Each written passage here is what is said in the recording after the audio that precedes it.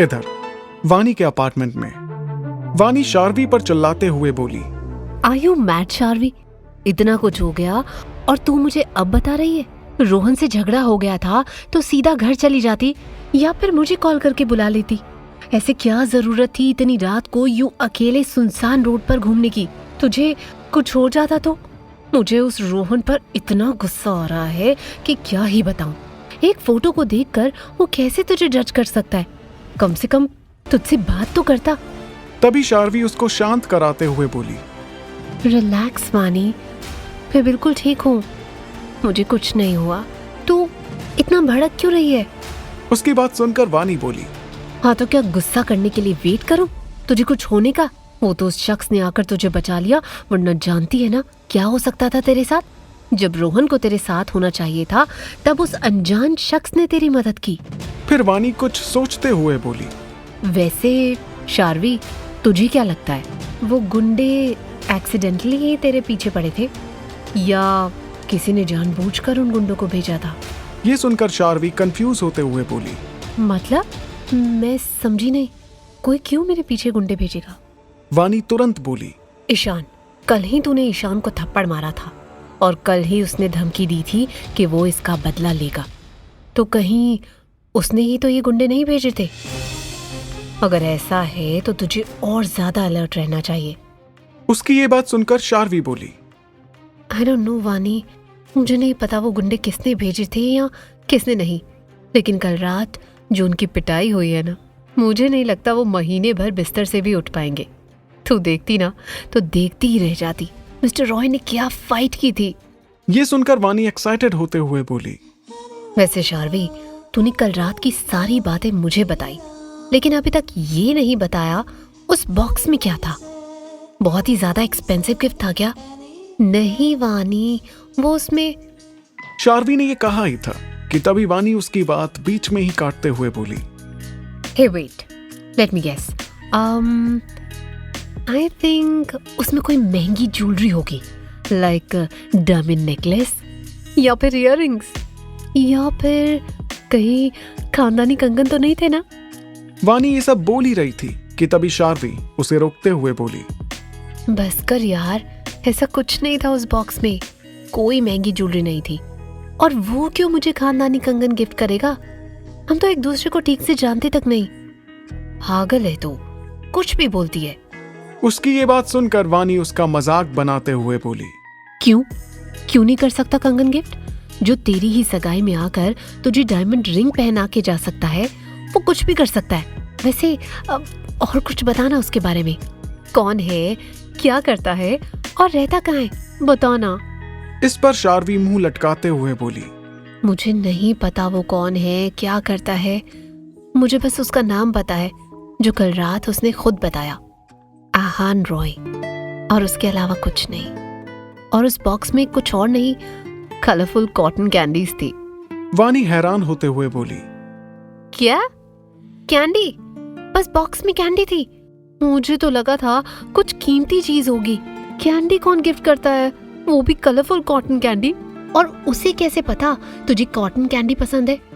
ये सुनकर शार्वी बोली, मुझे नहीं पता उसे कैसे पता चला।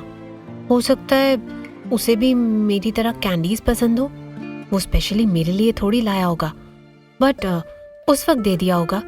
और वैसे भी गिफ्ट महंगा या सस्ता ये मैटर नहीं करता, मैटर करती है उस गिफ्ट से आपके चेहरे पर आई खुशी, जिसकी शायद उस वक्त मुझे जरूरत भी थी।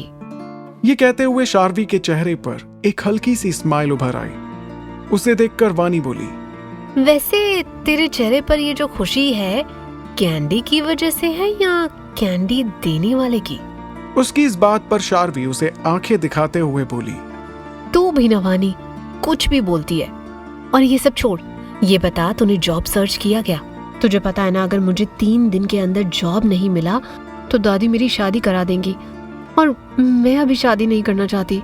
उसकी बात सुनकर वानी अपने लैपटॉप को ओपन करते हुए बोली, डोंट वरी शार्वी, मैंने कुछ कंपनी सिलेक्ट की हैं जहाँ पर वैकेंसीज हैं, देखना 3 दिन के अंदर ही तुझे जॉब मिल जाएगा। तभी शार्वी का फोन रिंग करने लगा। अपने फोन पर रोहन का कॉल आता देख पहले तो उसने कॉल कट कर दिया, क्योंकि वो इस वक्त रोहन से कोई बात नहीं करना चाहती थी।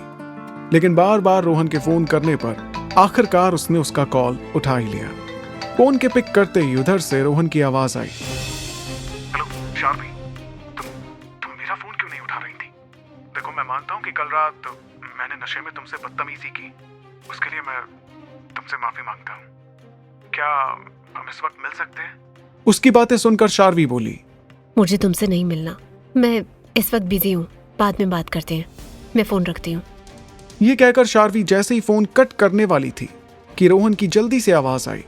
प्लीज शार्वी, फोन मत कट करना, मेरी बात तो सुनो। मैं मिलकर तुम्हें सब क्लियर करना चाहता हूँ, प्लीज एक बार मिल लो, प्लीज शार्वी। ये सुनकर शार्वी बोली, ठीक है, एड्रेस सेंड करो, मैं आती हूँ थोड़ी देर में। ये कहकर शार्वी ने बिना रोहन की कोई बात सुने फोन कट कर दिया। तभी वानी उसे घूरते हुए बोली, तो उससे मिलने जाने वाली है? Why? And don't tell me कि तूने उसे माफ भी कर दिया है। उसकी बात सुनकर शार्वी अपना हैंडबैग उठाते हुए बोली, गलतफहमियां हर रिश्ते में होती हैं वानी, और बात ना करने से ये गलतफहमियां और बढ़ जाती हैं, और बेहतर है उन्हें वक्त रहते सुलझा लिया जाए, क्योंकि रिश्ते जोड़ना और तोड़ना आसान है, बट उन्हें संभालना उतना ही मुश्किल। रोहन से सगाई हुई है मेरी, मैं यूं ही तो पीछे नहीं हट सकती ना, बिना कुछ क्लियर किए। उसकी बात सुनकर वानी मुंह बनाते हुए बोली, ठीक है तू जा, लेकिन अपना ध्यान रखना, और अब वो ऐसी हरकत फिर से करे तो उसका मुंह तोड़ देना, और सगाई की अंगूठी उसके मुंह पर फेंक कर मारना। ये सुनकर शार्वी हंसते हुए बोली, ठीक है, मैं आती हूँ जल्दी, फिर साथ में चलेंगे इंटरव्यू के लिए। और ये कहकर शार्वी तुरंत ही वहां से निकल गई। दूसरी तरफ एसआर इस वक्त समायरा के साथ उसके घर पर आ चुका था। तभी समायरा उसके गले में अपने दोनों हाथ डालते हुए बोली, तो चलो ना हनी, डील शुरू करते हैं।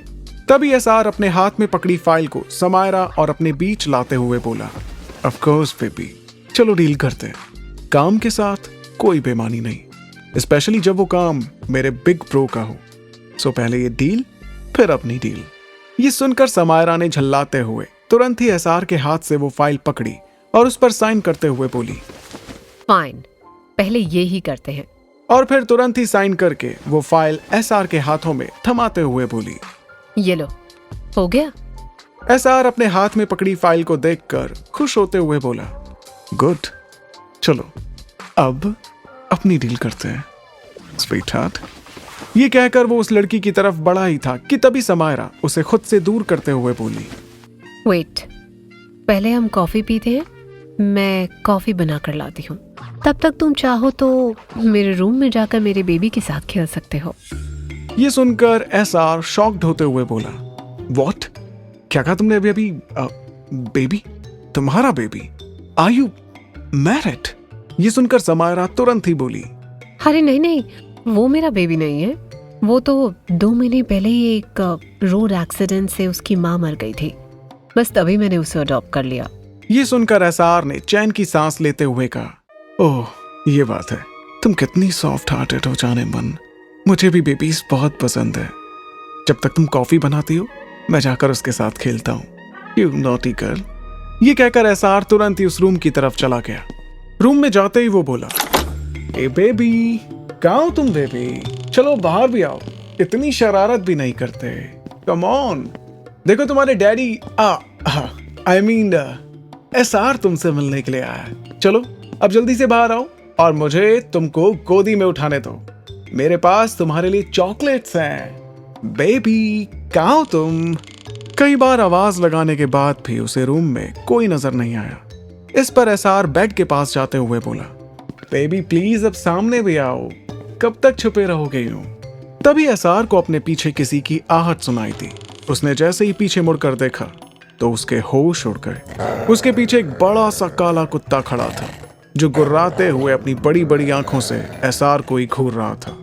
उसे ऐसे गुर्राते देखकर एसआर ने अपने कदम पीछे लेते हुए हकलाते हुए कहा, ए कुत्ते के बच्चे, चल चल दूर हो मुझसे। तभी वो कुत्ता शब्द सुनकर और जोर से गुर्राते हुए उसकी तरफ बढ़ने लगा।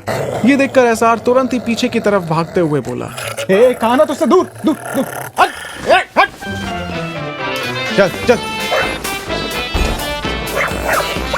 कहा ना तुझसे दूर दूर, दूर। हट, हट।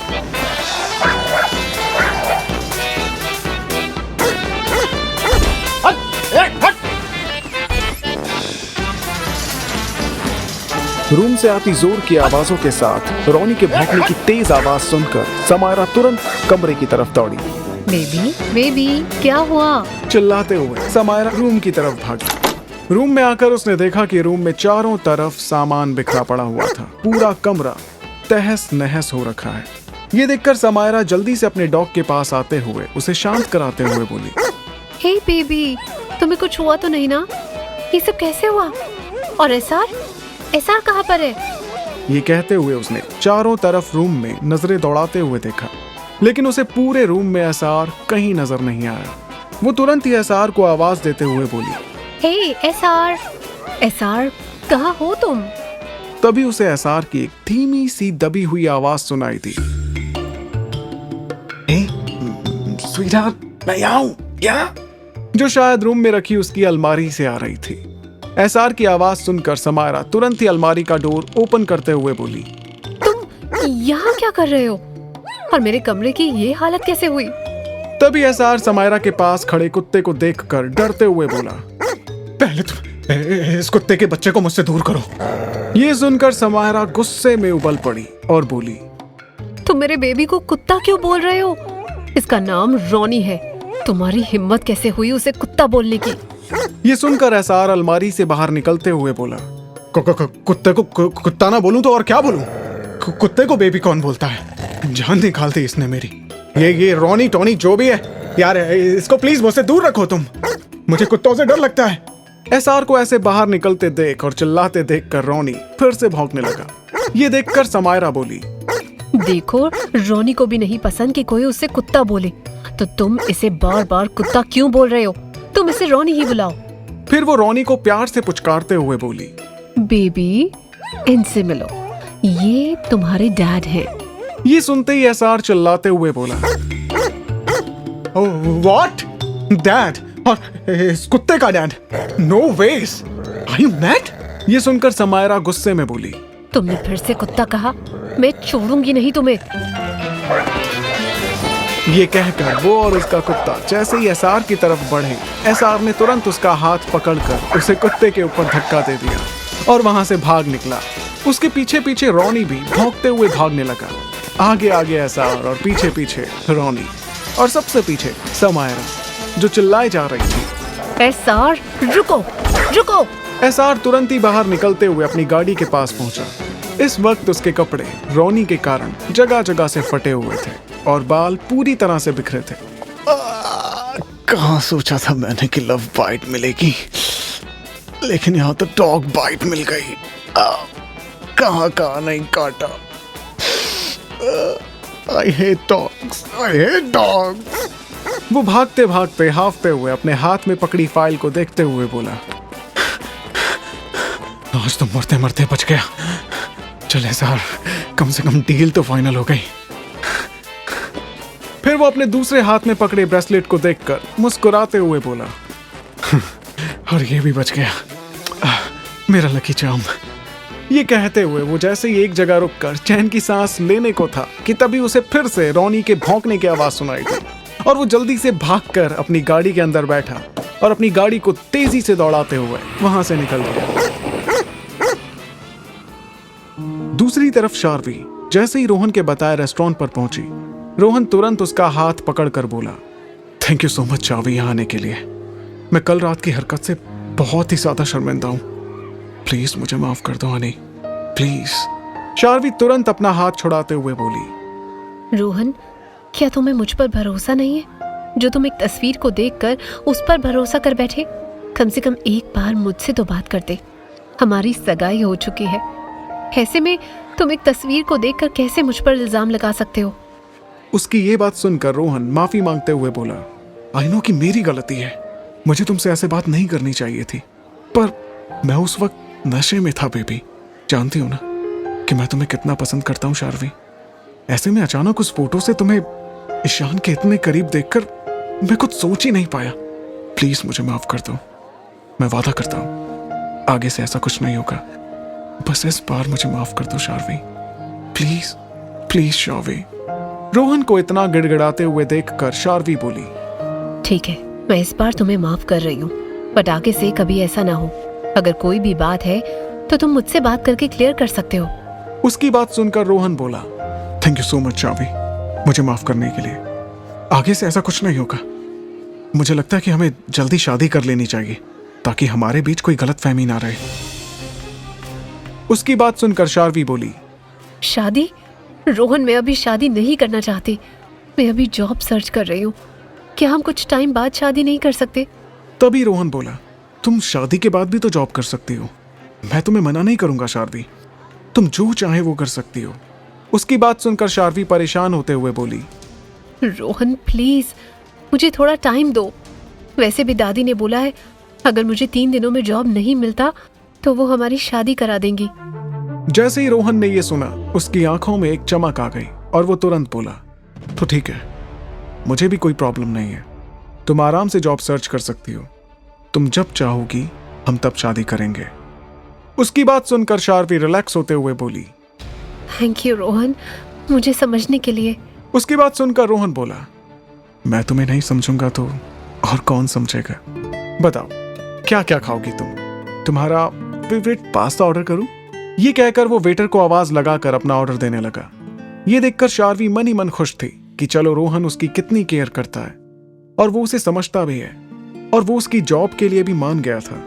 लेकिन शार्वी के चेहरे की खुशी देखकर रोहन मन ही मन बोला, शादी तो अब हमारी जल्दी ही होगी।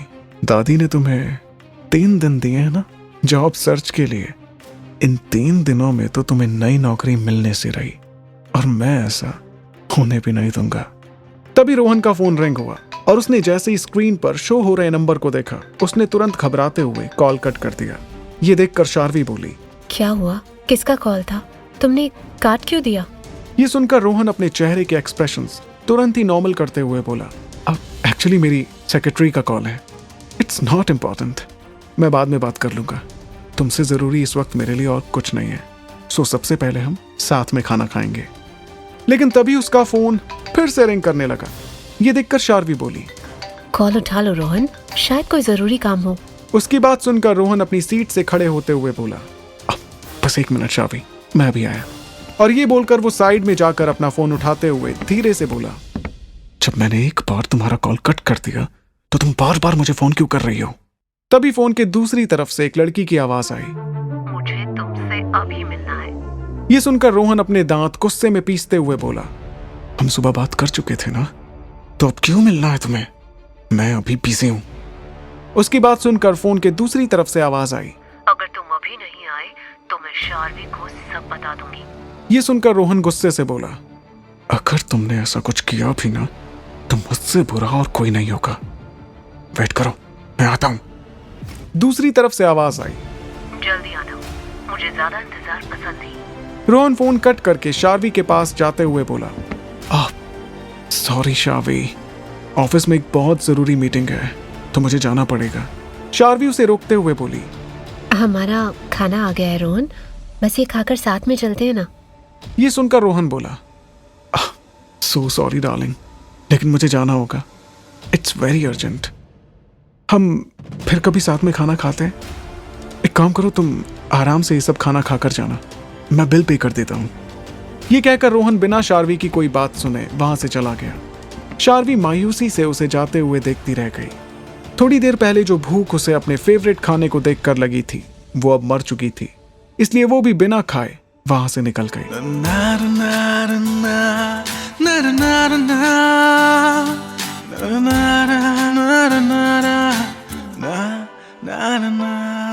एहसास तेरा हर पल साथ है, अब तू ही जिंदगी है, तू जान है। एहसास तेरा हर पल साथ है, अब तू ही जिंदगी है, तू जान है। हेलो फ्रेंड्स, मैं हूँ आरजे रिवांश। उम्मीद है कि आपको ये कहानी पसंद आ रही होगी, और अगर आपने अभी तक मेरे चैनल को सब्सक्राइब नहीं किया है तो इस कहानी से जुड़े अपडेट्स सबसे पहले पाने के लिए अभी मेरे चैनल को सब्सक्राइब कीजिए, बेल आइकन को प्रेस कीजिए, स्टोरी को शेयर करना बिल्कुल मत भूलिए और नीचे थैंक्स बटन को प्रेस कर रिवांश को सपोर्ट कीजिए। हंसते रहिए, मुस्कुराते रहिए और सुनते रहिए रिवांश को। तू जान है